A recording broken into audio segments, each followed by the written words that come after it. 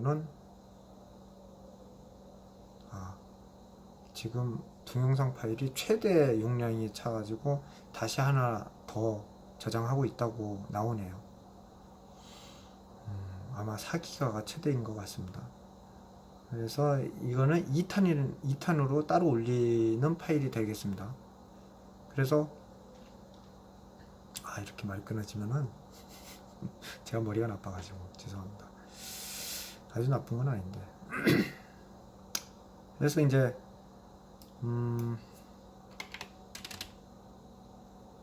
아직 제가 새집 증후군이 100% 완치된 건 아닐 겁니다. 그렇게 이해를 해 주시면 됩니다. 그래서 이제 제가 보기엔 보수적으로 보면은 10년 지난 집에서 살아야 된다. 제 과거 사례 40년 전부터 지금까지 살아온 걸 보면은 한 10년 정도 지나야지 되지 않을까라는 생각이 들어요. 10년 건축한 지 10년 안에 된 건물들은 웬만하면 안 들어가는 게 좋다. 만약 들어간다면은 항상 환기를 시켜야 된다. 특히 환기가 어떻게 돼야 되냐? 판상형 아파트 타입을 되게 좋아하지 않습니까? 왜? 환기가 잘 되니까. 근데 주상복합은 안 좋아하죠. 오피스텔 같은 것도 안 좋죠. 왜? 환기가 안 됩니다. 아무리 창문을 열어놔도 뒤가 막혀 있잖아요. 그런 건물은 들어가면 안 됩니다. 제가 이 얘기를 좀 오래, 지금 거의 40분이 지났으니까 이제 좀 앉아서 얘기를 하도록 하겠습니다. 제가 몸이 안 좋아서 사실은 이 위아래로 올라갔다 내려갔다 하는 그 책상을 샀죠. 그런데 그래도 여기 서면은 막 발이 저리고 그랬어요. 근데 근데 창문 연 날부터 많이 좋아지더라고요. 저는 그때 그래서 어떤 날은 저리고 어떤 날은 안 저리고 좀 그랬었거든요. 이전에도. 진짜 저릴 때마다 야, 내가 이제 살 날이 얼마 안 남았나 보다. 이런 생각들을 엄청나게 했었어요. 작년 1년은 진짜 제가 만약에 큰 일이 있었으면은 진짜 자살했을 수도 있습니다. 그런 일은 없었기 때문에 제가 자살까지는 안 했지만은 굉장히 우울했어요. 정신과과는 가야 되나 이런 생각은 조금 했는데 예전에 정신과 약이 졸피뎀 저도 그거 몇 번 먹었었거든요. 그때 그거 먹고 더 자살할 생각도 막 났었어요. 실제로 저도 느꼈어요. 그런 걸 알고 거기 그 약의 부작용에 대해서 이미 방송에 너무 많이 나왔고 그 약 때문에 자살한 사례들이 굉장히 있었잖아요. 그렇기 때문에 저도 그 이후로는 정신과 약은 절대로 안 먹습니다. 정신과 약이 문제 해결하는 약은 아니라는 걸 제가 알았기 때문이죠. 그래서 무슨 얘기냐면은 절대로 정신과 약을 물론 그 정신 질환자들이 있기 때문에 뭐 그런 분들 또 약을 안 먹으면 안 된다라고 얘기를 하면은 안 되겠죠. 그리고 저는 의대에 나온 사람이 아니기 때문에 의학적인 얘기는 안 하겠습니다. 근데 그냥 저는 현재 제가 얘기하는 거는 의사 입장에서 보면은 임상적인 결과 이렇게 받아들이면 좋겠고요.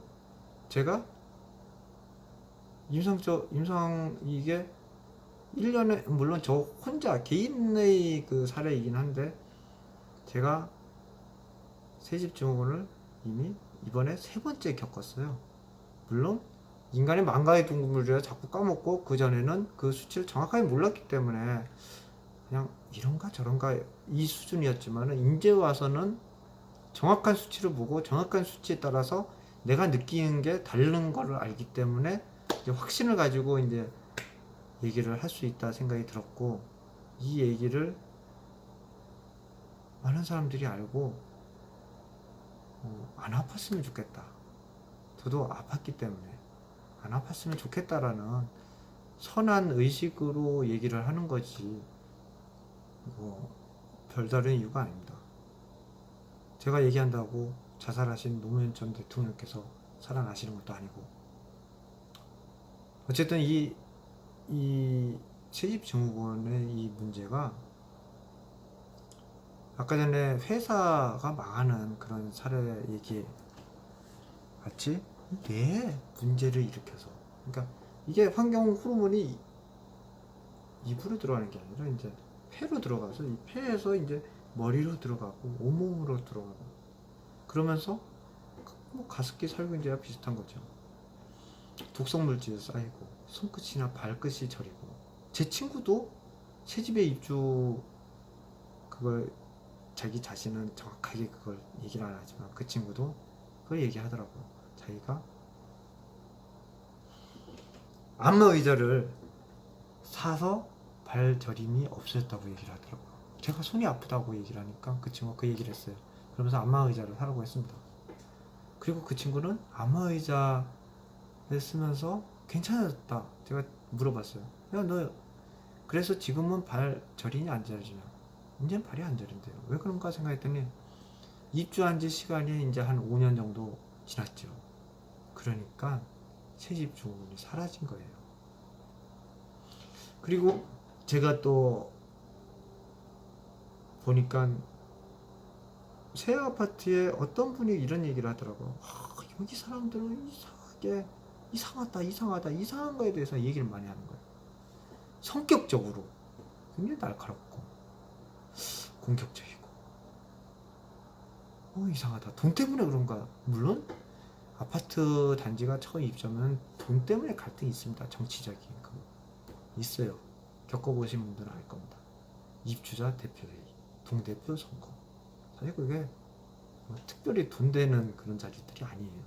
물론 옛날에 뭐 그걸로 헤쳐먹었다 뭐 이런 얘기들이 있지만은, 제가 얘기 듣기에는 거의 일하다가 시간만 날리고 돈만 날리고 굉장히 진짜 주민에게 봉사하는 그런 자리거든요. 이게 힘든 자리예요. 엄청나게 노동을 투입하거든요. 게다가 제가 보기에는 새집 증후군을 다른 사람보다 더 많이 먹을 겁니다. 지하에서 일하고 문제되는 주차장부터 지하 주차장 다 돌아다녀야지. 하루 왼종일 새집 증후군을 그걸 엄청나게 환경호르몬 물질을 마시면서 일을 해도 사람들에게 고맙다는 얘기를 듣지도 못하는 엄청나게 힘든 자리입니다. 제 친구도 법원 소송을 해서 이겨가지고 선거를 하게 돼서 선거에 당선이 돼서 1년 넘게 2년 넘게 어쨌든 중임까지 해가지고 했다는데 결국에는 다시는 안 한답니다. 어쨌든 사람들은 좀 너무 착각을 해가지고 자기가 세상을 좋게 만들 수 있다고 생각을 하지만 실제로 해보면 굉장히 쉬운 일이 하나도 없죠. 근데 어쨌든 그랬던 거예요. 그 친구도. 제가 보니까 그 친구도 다른 이유가 있었을 수도 있어요. 사실은 다른데 어디 문제가 생겼는데, 병이 생겼는데, 그래서 발이 저렸는데 시간이 지나고 그게 치유가 되면서 발이 안 저릴 수도 있어요. 여러 가지 사람 몸은 복잡하기 때문에 그럴 수 있지만은 제가 보기에는 거의 새집증후군입니다. 그거는 처음에 들어가서 이렇게 있다가 몸이 아파지기 시작을 했는데, 저도 저리 있고 뭐 왜 그런지 몰랐잖아요. 몰라가지고 안마의자 산 거예요. 안마의자 샀는데 이 주물러 주니까, 마사지를 해주니까 혈액순환이 잘 되잖아요. 혈액순환이 잘 돼주니까 어떻게 됩니까? 몸에 들어갔던 독성 물질들이 좀 잘 빠져나오고, 잘 빠져나오니까 발이 저린 게 안 저린 것 같잖아요. 그러니까 이제 괜찮아진 걸로 생각을 하는 거죠. 하지만 제가 보니까 어떤 분도 새 집에 갔는데 너무너무 몸이 아파서 한 달간 아팠답니다. 근데 한 달 지나니까 이제 괜찮대요. 그러니까 이게 중독 효과가 있는 겁니다. 처음에는 아픈데 한 달쯤 지나니까 만성이 되는 거예요. 만성이 돼서 별로 아픈 줄 잘 모르는 거죠. 근데 몸은 계속 아파지고 있는 거예요. 가면 갈수록 더 아파지는 거죠. 그리고 그게 더 축적이 되고, 그것 때문에 어떤 병이 생길지 아무도 모르는 겁니다.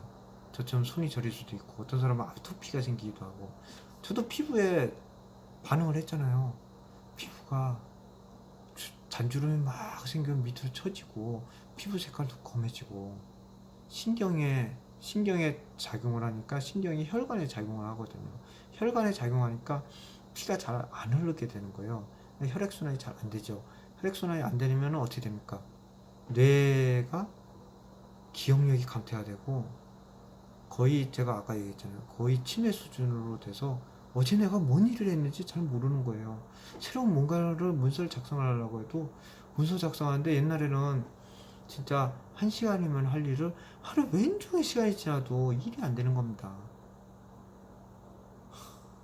제가 몇 년 전에 잠깐 어떤 회사에 다녔는데 그 사장님이 그런 얘기 하더라고요. 야, 다른 사람은 1시간 만에 할 일을 왜 당신은 하루가 지나도 못하고 있냐. 생각해보니까 그 당시에도 새집 증후군이 누적돼가지고 그랬던 거예요. 저도 잘 몰랐지만 남은 보면은 제가 일하는 걸 보면은 차이 나는 걸 아는 거죠. 아무리 저 사람이 나이를 먹어도 다른 사람들은 한두 시간이면 할 일을 저 사람은 하루가 지나도 안 해오는 거예요. 경력은 있는데 충분히 할 수 있는 일이. 저도 그때 거기서 일을 하면서 느낀 게 좀 있었어요. 자리가 가운데 있었는데 굉장히 좀 답답함을 느꼈어요. 산소 공급이 안 된 거죠. 구조적으로. 그리고 거기도 환경 호르몬 물질들이 모이는 곳이에요. 이게 큰 건물에는 가운데는 환기가 잘 안 되거든요, 애초에. 그 당시에 그 직원들도 환기에 대해서 얘기를 했어요, 저한테. 환기가 잘 안 된다고. 그러다 보니까 두뇌는 당분하고 산소가 중요하거든요. 근데 산소 공급이 잘 안 되니까 일이 잘 안 된 거죠. 게다가 평소에 이 독성 물질이 포르말데히드가 휘발성 유기화합물, 새집 증후군이 항상 쪄들어 있는 상태니까 회사 가서도 일이 안 되는 겁니다. 여러분들도 당장 창문을 여세요. 내가 여기 새집인지 아닌지 측정하고 싶은 사람은 측정을 하면 됩니다. 근데 그걸 잘 모르잖아요. 측정기도 없고. 물론 측정기도 얼마 안 해요. 저 한 3만원 주고 샀거든요. 근데 제가 해본 결과는 측정하면 당연히 정확하게 알 수 있습니다. 근데 어쨌든 창문을 열어놓는 것만이 답이다. 저는 사실 여기서 안 되겠다. 빨리 다른 데로 이사를 가야겠다. 오래된 집으로 이사 가야겠다. 물론 오래된 집에 이사를 가야 됩니다. 그리고 애들을 키우려면은 학원이 많은, 알잖아요, 대치동. 거기 가는 수밖에 없죠. 그런 생각을 하고 있어요. 하고 있는데 어쨌든 간에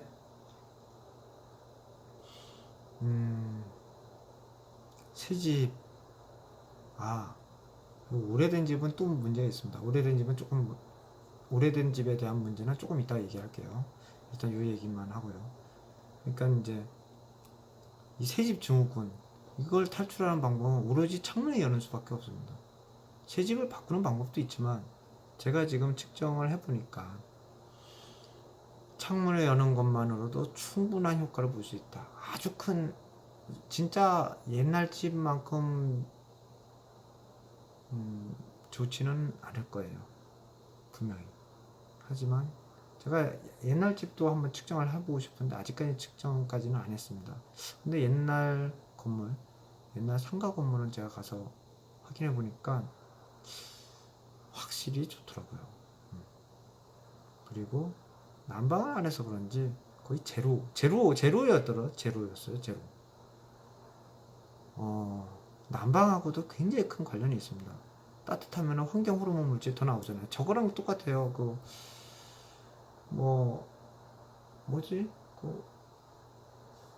플라스틱 병 이런 거 환경 호르몬 물질이 나오기 때문에 데펴서 쓰면 안 된다. 따뜻한 그런 얘기 있잖아요. 거기서 환경 호르몬 물질이 나오는 거.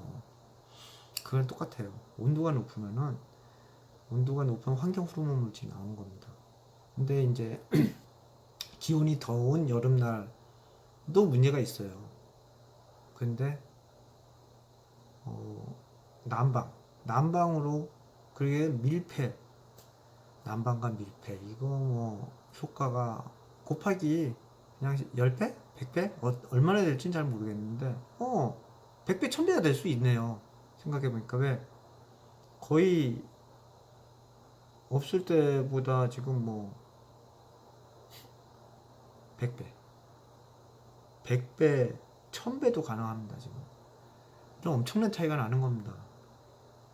그러니까 야, 지금 55분간 얘기하고 있는데도 말 잘하고 있죠. 더듬더듬 안 하잖아요. 확실히 제가 생각해도 확실히 나아진 것 같아요. 옛날 같으면은 이렇게 긴 이야기를 하질 못했어요, 진짜. 하기도 했지만은 제가 유튜브 초창기에 뭐 4시간씩 떠든 거 보세요. 뭔 얘기 했는지도 잘 모를 정도잖아요.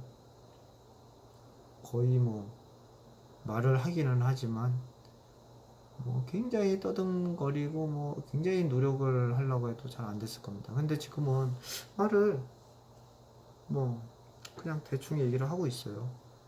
확실히 제 두뇌가 많이 좋아졌어요. 이 피부만큼 좋아졌습니다. 야, 너무너무 일단 기분이 좋습니다. 야, 제가 조금 아파 보니까 뭐 물론 굉장히 아픈 사람들이 있겠죠. 병원에 누워 계신 분들도 있고 제가 뭐 그 정도로까지 아프지는 않았지만 제가 아까 말씀드렸잖아요. 올해 초에는 진짜 제가 죽는 줄 알았어요. 진짜로 너무너무 아팠습니다. 여러 가지로 그렇잖아요. 이 고관절이 안 됐어요. 양반 다리가 고관절이 어느 날 너무 아파가지고 그뿐만 아니면 손도 아프죠. 머리도 기억이 안 나죠. 생각도 안 나고 판단력도 안 나고 안 되고 와 너무너무 힘들었어요. 그런데 지금 보세요.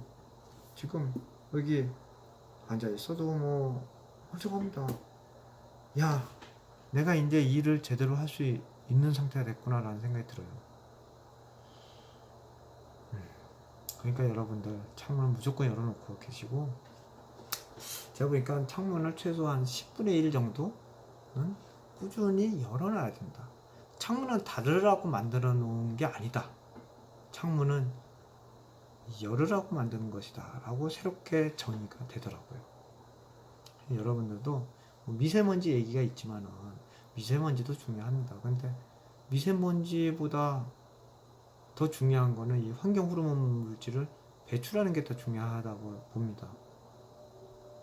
물론 미세먼지가 너무 심한 날은 문을 닫는 게 낫겠죠.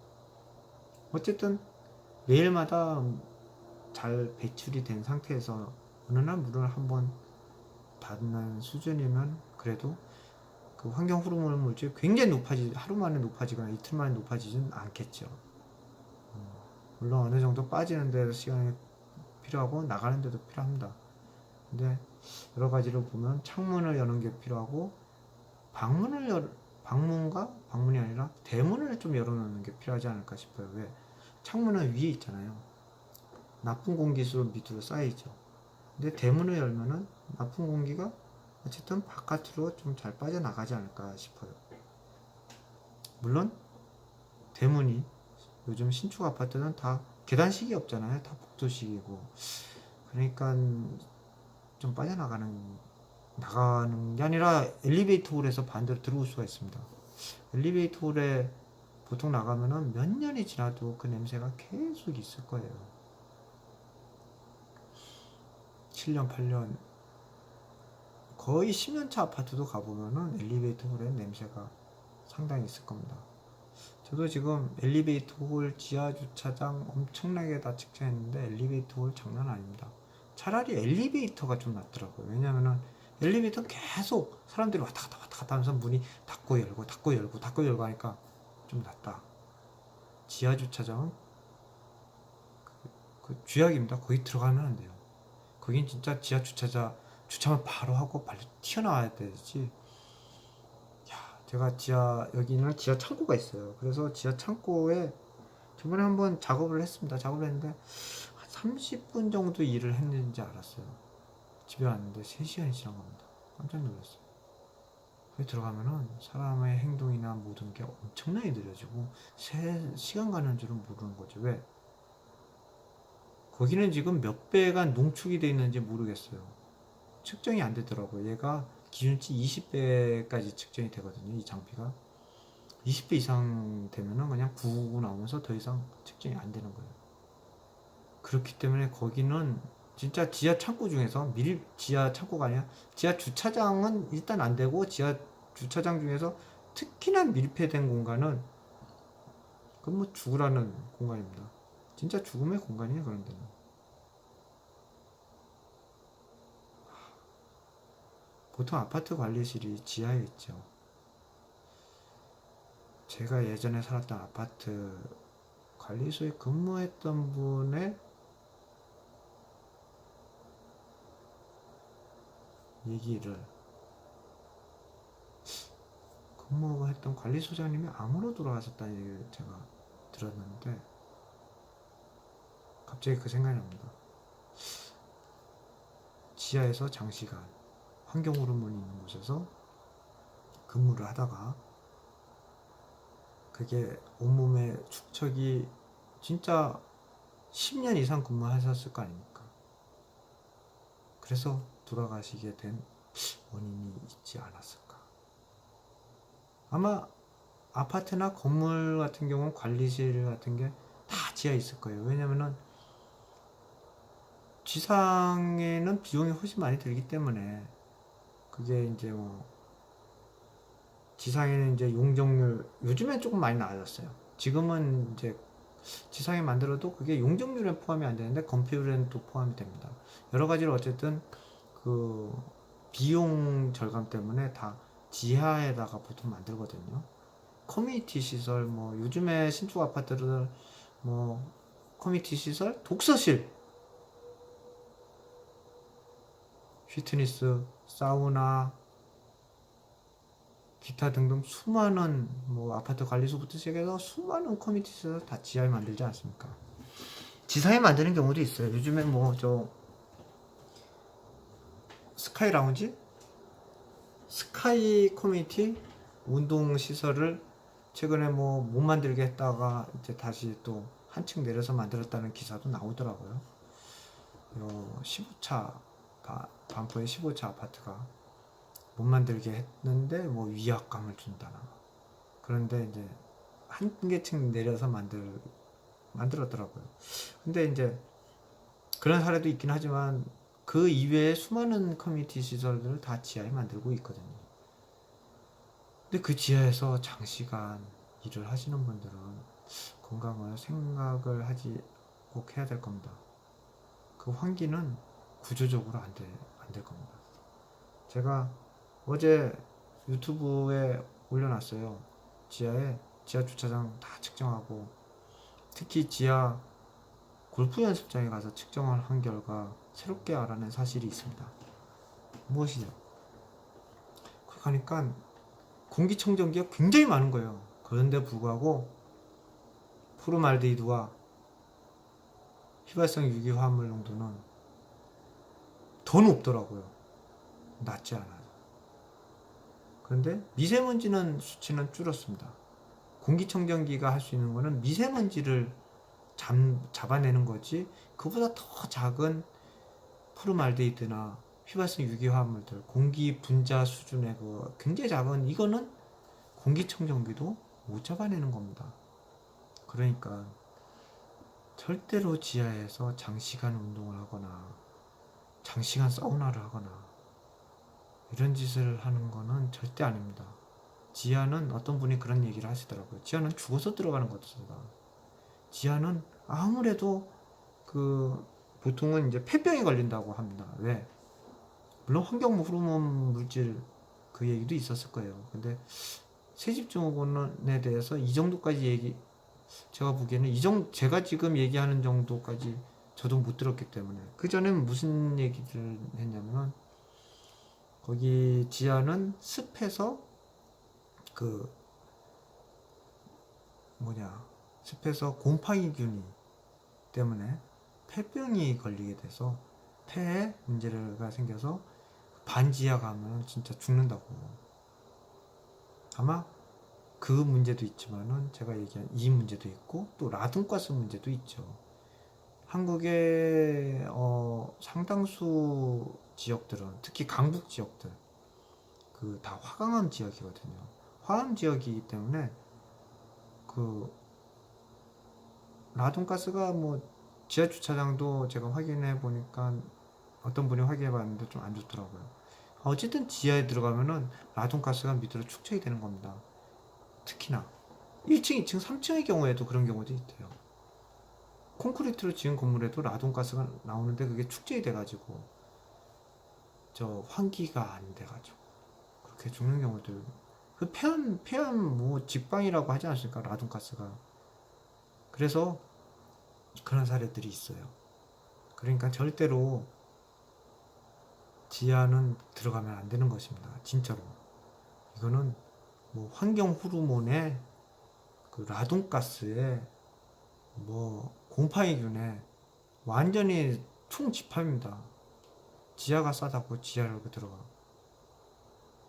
지하 상가. 아직 제가 지하 상가까지는 제가 측정을 안 했는데 지하 상가 안 좋은 거는 상식적으로 알고 있죠. 하지만 날씨가 춥고 덥고 하기 때문에 거기 이용을 합니다. 그리고 지나가면서 보면은 제가 이제 30년 이상을 터미널 지하 상가로 왔다 갔다 하면서 고속터미널 요 반포에 사시는 분들은 저 고속터미널 지하철을 꼭 타야지만 뭐 종로도 가고 강남역을 가고 뭐 어디든 요새는 지하철 9호선에 7호선까지 있으니까 다 서울 전 지역을 다 돌아다닐 수 있는데, 그리고 고속터미널 지하상가는 굉장히 많은 사람들이 이용을 하는 곳 아닙니까? 거기 공기 안 좋은 거는 다 알죠. 왜? 그 공기가 어디서 나옵니까? 바로 그 대로변에 있는 그 환기구, 에어컨 장비 전부 다 그 8차선 대로변 길거리에 쫙 있잖아요. 그리고 진입하는 들어가는 길도 다 그 길거리 있지 않습니까? 뭐 환경 호르몬 물질의 타이어 분진에 그 도로에는 타이어 분진이 그 진짜 폐암을 유발시킨다는 거 다 알고 계실 겁니다. 거기에 이거 완전히 총집합이죠. 게다가 사실 이런 옷에서도 환경 호르몬 물질이 굉장히 많이 나옵니다. 제가 며칠 전 찍은 동영상도 보면 알겠지만은 옷 수선가게 거기 환경 호르몬 물질 장난 아닙니다. 거기에 이 옷에서 나는 그 미세먼지. 근데 지하 상가 가보면 전부 다 옷을 팔잖아요. 그거 보통 공기질이겠습니까? 야, 거기서 오랫동안 장사하시는 분들의 건강, 저는 굉장히 그게 걱정이 되더라고요, 사실. 옛날에도 걱정이 됐어요. 물론 제가 거기서 장사를 안 하지만은. 그래서 제가 거길 일단 1시간 넘게 얘기를 했으니 물 한 잔 마셔보겠습니다.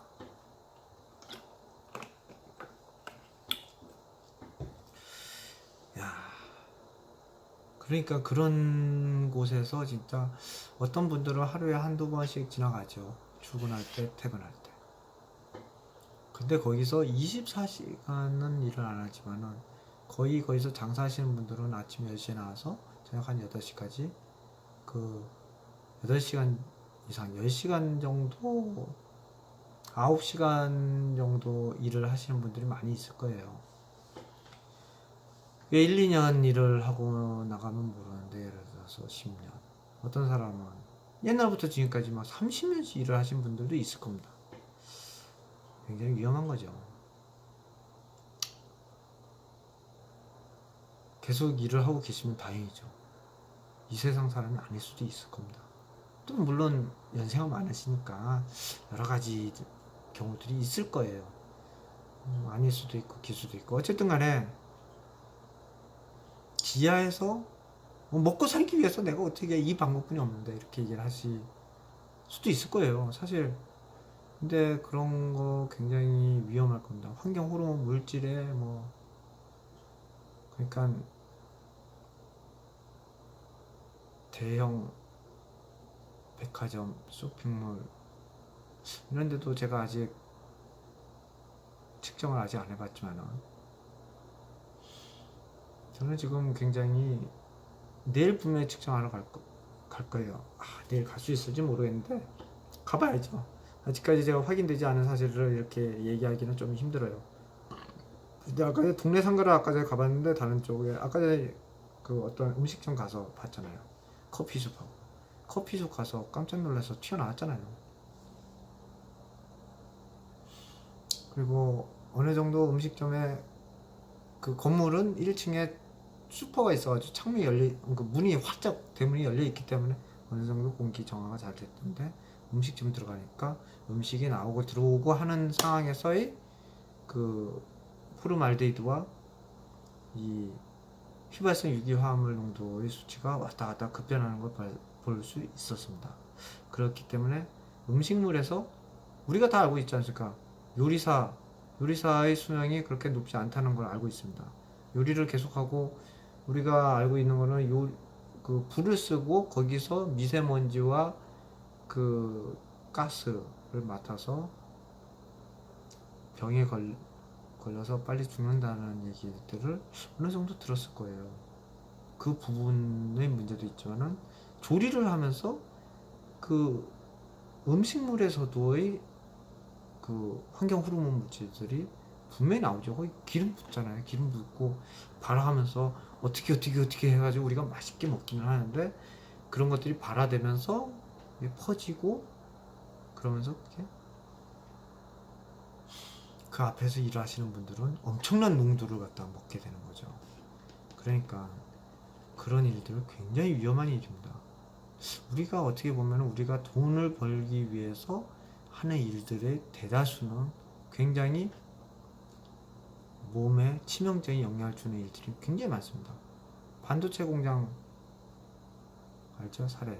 제 친구들도 반도체 설계하고 연구하고 하는 친구들 많이 있습니다. 대학교 동창들. 판매, 사무 업무하는 친구도 있고 하는데 그리고 뭐 LED, LCD 막 그쪽 부품 거기에서도 그거 알잖아요. 엄청난 어떤 물질들을 사용했던 사람들이 백혈병도 걸리고 이런 것도 그런 굉장히 그 사람들은 더 고농도의 어떤 물질들 더 엄청난 발암 물질의 그 독성을 더 갖고 있는 물질들을 흡입을 한다든가 피부로 들어가서 문제를 일으킨 거죠. 옛날에는 그런 거 일으켰다 안 일으켰다 얘기를 할 수 없었지만 최근에 뭐 사장님 나와서 사과하고 뭐 어떤 거 보니까 거의 확인된 사실 아닙니까? 사실 추상적으로는 알고 있지만 확실히 그런 사례들이 있었고 그 이외에도 수많은 공장들에서 그런 문제들이 많이 있었죠. 그래서 어떻게 보면은 예전에 뭐 80년대까지만 해도 사람의 평균 수명이 60세 정도였는데 그 당시에는 지금보다 더 엄청난 옛날 자동차를 한번 보세요. 배기가스가 장난이 아니죠. 어떤 행사하는데 가끔 옛날 자동차도 오는데 와서 쫙 퍼레이드 하는데 그걸 보고 저는 깜짝 놀랐어요.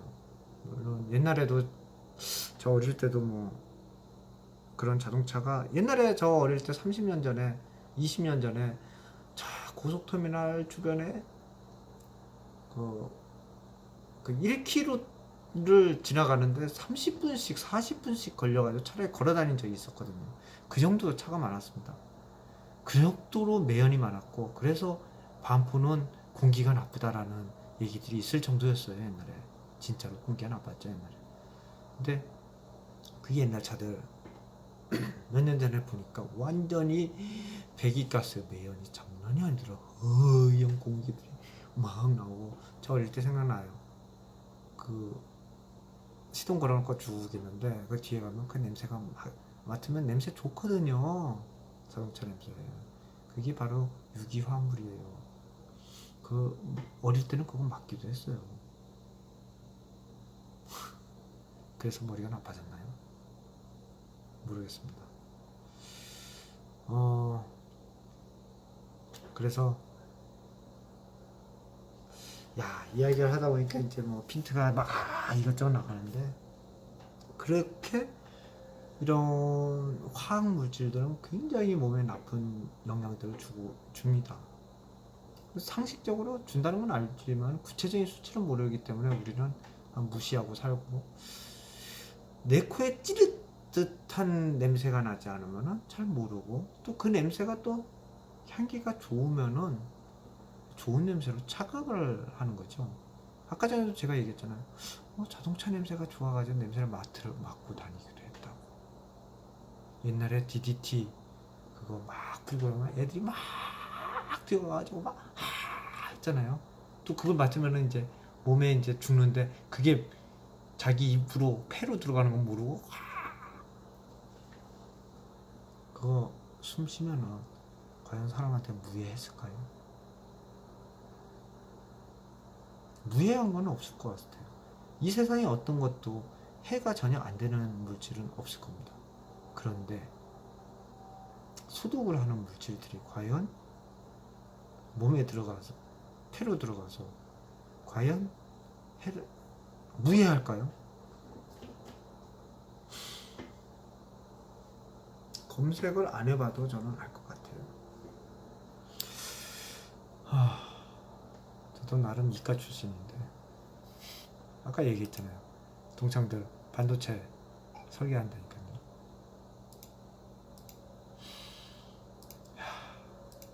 그래서 물론 그렇다고 해서 제가 겨우 졸업했습니다. 아마 학점이 거의 꼴찌였을 겁니다. 죄송합니다. 어쨌든 뭐 그래도 알잖아요. 상식적으로 화학물질이 몸에 해로운 거는 절대로 무해할 수는 없습니다. 화학물질이 물이면은 무해할 수 있지만, 물도 아까 전에 제가 얘기를 안 했지만, 아까 전에 헌집에는 물이 중요하거든요. 헌집은 옛날에 70년대 80년대 초에 지었던 아파트들 건물들에는 쇠로 배관을 했습니다. 그래서 녹물이 나와요. 그 녹물을 먹으면 어떻게 될까요? 옛날에 우리나라 그러니까 80년대만 해도 사람이 60대 초반에 죽었어요. 그리고 거기에 대해서 사람들은 얘기를 하고 있습니다. 옛날엔 물이 안 좋았다. 자, 물 한잔 마셔보겠습니다. 저도 어릴 때 저희 할아버지 집에 가서, 그 당시에는 우물이 있었어요. 그 우물을 먹었어요. 우물을 먹으면 쇠 맛이 났습니다. 그리고 제가 옛날에 초등학교를 다녔는데, 아니죠, 저는 국민학교를 다녔습니다. 요즘엔 초등학교라고 얘기를 하지만 국민학교가 언제 바뀌었나? 한 20년 됐나요? 제가 뭐 대학교 다닐 때쯤 바뀌었나 아마 그랬을 거예요. 했는데 이제 초등학교 때도 학교에 운동장에 수도가 있었어요. 체육 활동하고 그 수도를 먹으면 쇠 맛이 났어요. 아마 그게 지하수였는지 수돗물이었는지 모르겠지만은 지하수는 더 쇠 맛이 강했던 기억이 납니다. 그걸 좋게 얘기하면 미네랄이죠, 미네랄. 그리고 사람들은 또 약수터에, 옛날에 저기 현충원을 가보니까 약수터가 있더라고요. 약수물을 먹어요. 그 약수물이 어떤 건 뭐 좋을 수도 있습니다. 사람들이 몸에 좋다고 느꼈기 때문에 그 약수물이라고 하고 약을 먹었겠죠. 약이라고. 그리고 어떤 경우는 사람 몸이 복잡하다 보니까 어떤 사람은 몸이 어디가 안 좋았는데 그 약수물에는 어떤 성분이 있기 때문에 그 약을 먹고 나은 사람들도 있었을지도 모르겠어요, 옛날엔. 그렇기 때문에 약수물이라는 단어가 생기지 않았을까요? 그런데 이 철로 된 오래된 건물에서 이 녹슨 물을 먹고